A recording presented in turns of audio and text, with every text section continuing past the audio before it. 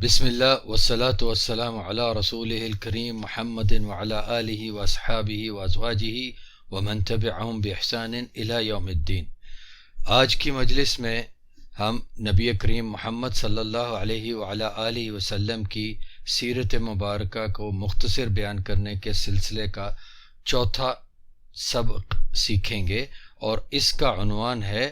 رسول اللہ محمد صلی اللہ علیہ وعلی آلہ وسلم کا غیر مسلموں کے ساتھ رویہ۔ اللہ تبارک و تعالی کے آخری نبی اور رسول کریم محمد صلی اللہ علیہ وعلی آلہ وسلم کے مدینہ ہجرت کرنے کے بعد جب اسلامی ریاست قائم ہو گئی اور سیاسی معاملات واضح طور پر سامنے آ گئے، تو باقاعدہ طور پر مدینہ کے یہودیوں کے حقوق کے بارے میں قوانین لکھے گئے، جسے اس پہلی اسلامی ریاست کا پہلا دستور کہا جا سکتا ہے۔ اس میں لکھا گیا کہ یہودیوں میں سے جو کوئی ہماری تابع فرمانی کرے گا اس کی مدد کی جائے گی، لیکن اس طرح کہ نہ ان میں سے کسی پر ظلم ہو اور نہ ہی ان کی آپس میں لڑائی میں کسی ایک کی مددگاری ہو۔ یہودیوں کے لیے ان کا دین ہے اور مسلمانوں کے لیے ان کا دین۔ امام ابن کثیر نے البدایہ والنہایہ میں اس کا ذکر کیا ہے۔ رسول اللہ علیہ الصلاۃ والسلام کا مقرر کردہ یہ دستور ان لوگوں کو بہت وضاحت کے ساتھ جھوٹا ثابت کرتا ہے جو لوگ یہ کہتے ہیں کہ محمد اور ان کے ساتھیوں نے اسلام تلوار کے زور سے پھیلایا۔ اگر ایسا ہوتا تو رسول اللہ علیہ الصلاۃ والسلام مدینہ المنورہ میں اپنی اس اسلامی ریاست اور اپنی حکمرانی میں یہودیوں کو اس طرح ان کے دین پر قائم رہنے کی اجازت نہ فرماتے، بلکہ تلوار کے زور پر ان یہودیوں کو اسلام قبول کرواتے۔ لہذا یہ بات بالکل جھوٹی ہے، یہ سراسر الزام تراشی ہے کہ اسلام تلوار کے زور پر پھیلایا گیا۔ نبی کریم علیہ الصلاۃ والسلام کافروں کے ساتھ، غیر مسلموں کے ساتھ بھی بڑی رحمت والے معاملات فرمایا کرتے تھے، کسی قسم کا ظلم نہیں فرماتے تھے۔ ایک دن رسول اللہ علیہ الصلاۃ والسلام کے سامنے سے ایک جنازہ گزرا تو وہ کھڑے ہو گئے۔ صحابہ رضی اللہ عنہم اجمعین نے عرض کیا، اے اللہ کے رسول، یہ تو ایک یہودی کا جنازہ ہے۔ تو فرمایا، الیست نفسا، کیا وہ انسان نہیں تھا؟ صحیح بخاری کتاب الجنائز کی باب نمبر 49 میں یہ حدیث ہے۔ اس واقعہ میں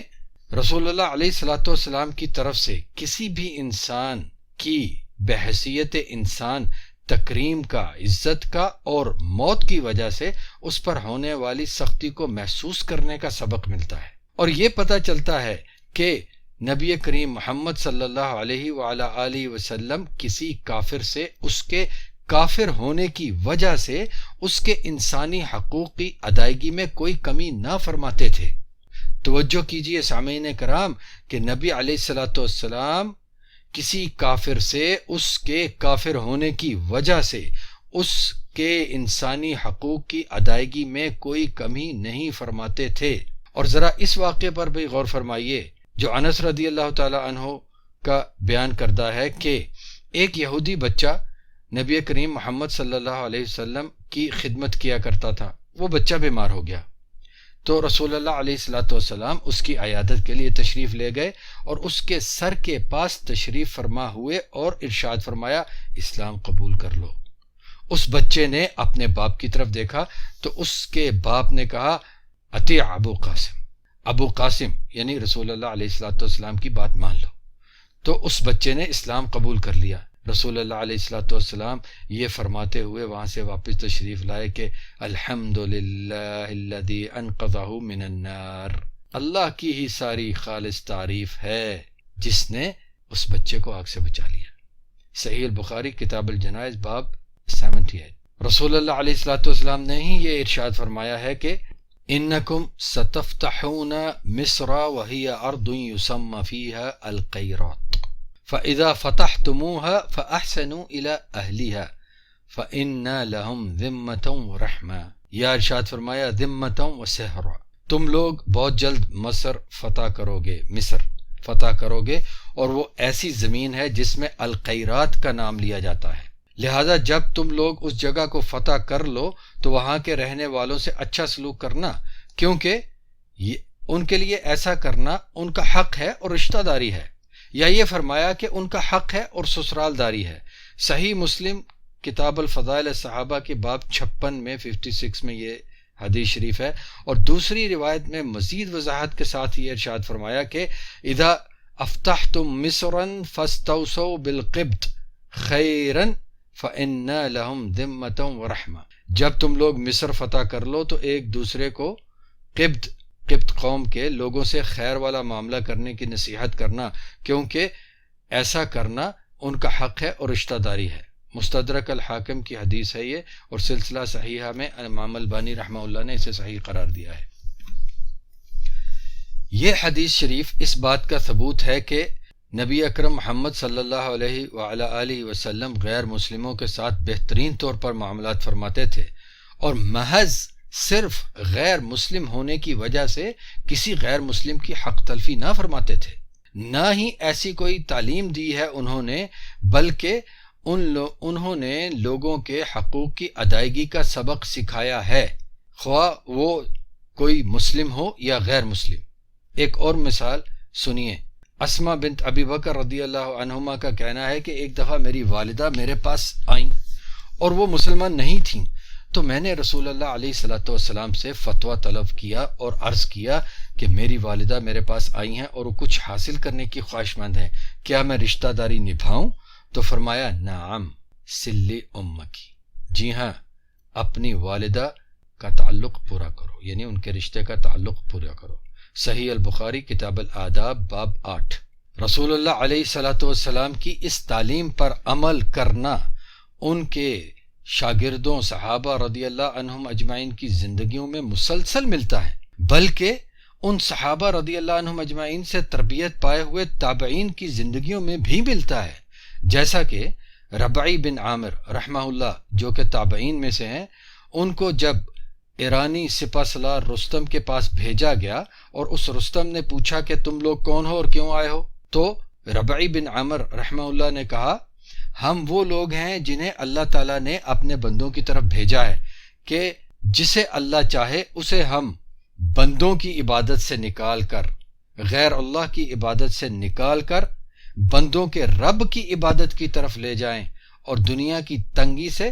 وسعت کی طرف لے جائیں۔ اس سبق میں ربعی بن عامر رحمہ اللہ کی اس بات میں ہمیں بہت وضاحت سے یہ چیز ملتی ہے کہ ان لوگوں نے یہی تعلیم اور تربیت حاصل کی تھی کہ اللہ کے بندوں پر رحم کیا جائے اور اللہ کے بندوں کے ساتھ اس طرح کے معاملات کیے جائیں کہ وہ اللہ کی عبادت کی طرف آ جائیں، بندوں کی عبادت کرنے کی بجائے، غیر اللہ کی عبادت کرنے کی بجائے، مخلوق کی عبادت کرنے کی بجائے بندوں کے رب اور ساری کی ساری مخلوق کے اکیلے لا شریک رب کی عبادت کی طرف آ جائیں۔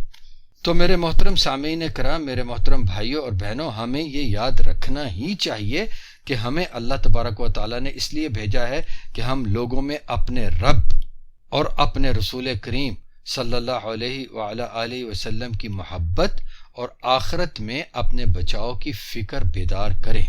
غیر مسلم لوگ ہمارے معاملات اور ہمارے اخلاقیات کے ذریعے ہی اسلام کو پہچانتے ہیں کہ ہم لوگ آپس میں اور پھر ان لوگوں کے ساتھ، غیر مسلموں کے ساتھ کس طرح معاملات طے کرتے ہیں، کس اخلاق کا مظاہرہ کرتے ہیں۔ اگر ہمارے معاملات اور اخلاق ہمارے نبی کریم محمد صلی اللہ علیہ وعلی آلہ وسلم کی تعلیمات کے مطابق ہوں گے تو ہم اسلام کے اچھے نمائندے ہیں، اپنے نبی کریم علیہ السلام کے اچھے امتی ہیں، اور اگر نہیں تو ہم نہ صرف غیر مسلموں میں اپنے دین کی خوبصورتی اور حقانیت کو خراب کرنے کا سبب ہیں، بلکہ اپنے نبی کریم محمد صلی اللہ علیہ وعلی آلہ وسلم کی ذات مبارک کے بارے میں منفی سوچ اور ان کی شان میں گستاخی کی جرت پیدا ہونے کا سبب ہیں۔ اور اس سے بچنے کا طریقہ، یعنی اس سبب بننے سے بچنے کا طریقہ یہی ہے کہ ہم محمد رسول اللہ علیہ والسلام کے انداز معاملات اپنائیں، ان کی سیرت کے ہر پہلو کو اپنائیں اور ہر معاملے کو اپنے نبی کریم محمد صلی اللہ علیہ وعلی آلہ وسلم کی سنت کے مطابق، ان کی عملی اور ان کی قولی تعلیم کے مطابق نمٹائیں۔ لہذا جو کوئی تو اپنے دین اور اپنے نبی کریم رسول اللہ محمد صلی اللہ علیہ وعلی آلہ وسلم سے محبت کرتا ہے تو اسے یہ چاہیے کہ وہ اس محبت کو عملی طور پر ثابت کرے، صرف دعوی محبت نہ کرے۔ اللہ تبارک و تعالی ہمیں یہ جرت، یہ ہمت، یہ توفیق عطا فرمائے کہ ہم